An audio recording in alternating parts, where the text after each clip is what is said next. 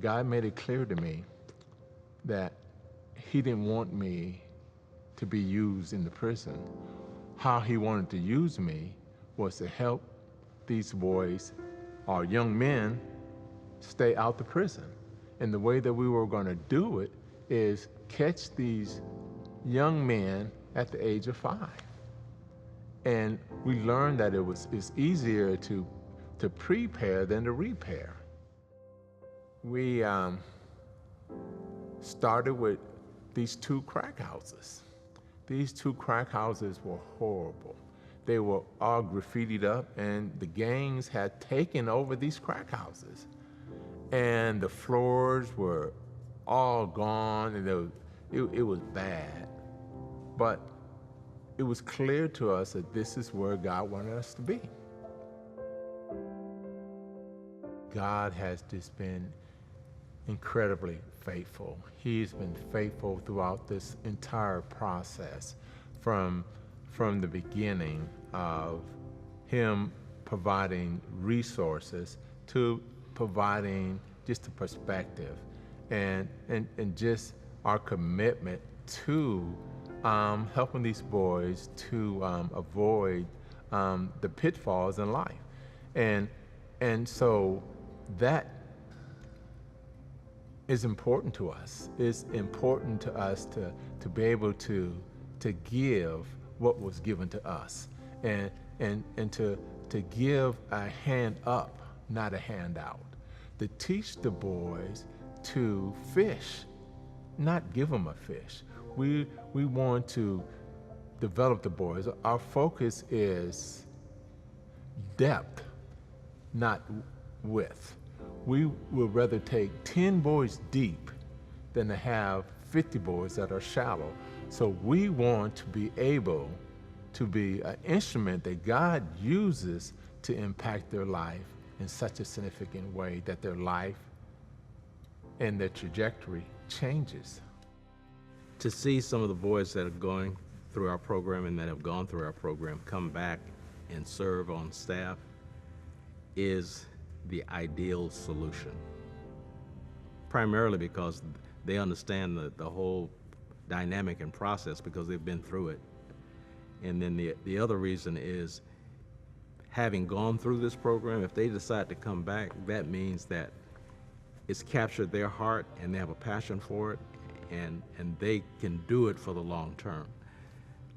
Every staff person here has a story, and every staff person that's come to work here did not come primarily just looking for a job. They came because they felt like God was calling them to do this. Felix became a social work major, and he finished school and he came back. And he had an interest in using his skill to help us at Hope Farm. And that was exciting because he was one of the first boys who finished college and came back.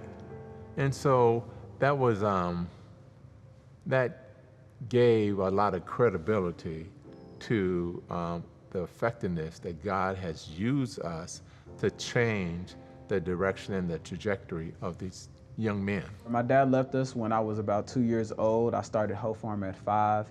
And while I was at Hope Farm, I experienced things that I would have never seen or experienced if I did not come through the program. I probably wouldn't have ever even ventured out of Fort Worth, Texas. I wouldn't have made it through high school if it wasn't for Hope Farm, if it wasn't for Miss Sanders staying on me and making sure that I was turning in assignments and I was on top of everything.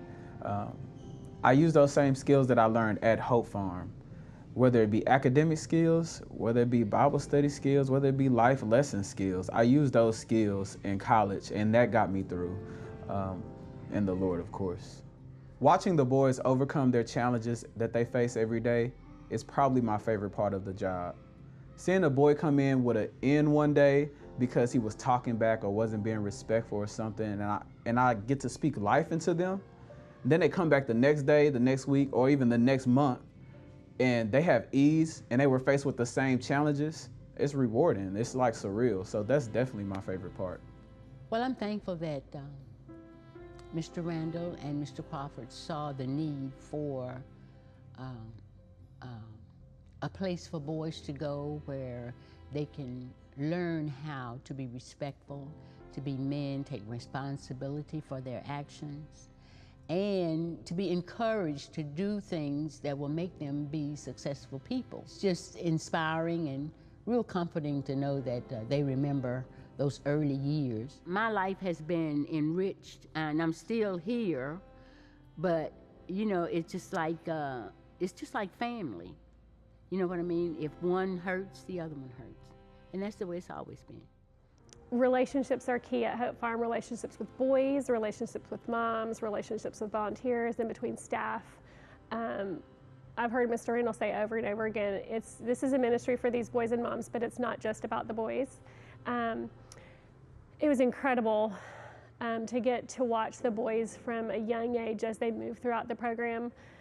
I feel lucky enough that when I first started, there was a couple of kids that were in pre-K, and I stayed until they were seniors in high school. And so to see the growth of those kids over and over, and those are lifetime relationships. I had heard about Hope Farm, and I thought, how can there be a ministry that does just that, that pours into these boys that don't have a father figure, and pours in deeply, not just on the surface level. The thing that stands out that makes it so spectacular is the day-to-day. It's not one interaction with a kid and an adult, it's the interaction that happens every single day. Hope Farm to me has been like that person that has helped me put together my puzzle or like my life story.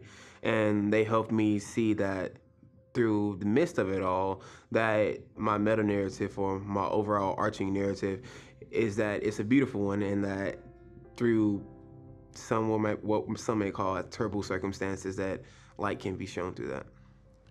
So as we celebrate the 20 years, going on 20 plus years that we've been here, there's so much to be thankful for.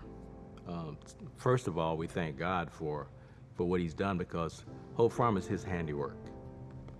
And all of the resources that have been brought to bear, human resources, financial resources, donations in kind, volunteers, everything that has happened over these past 20 years to make Hope Farm what it is, God has provided.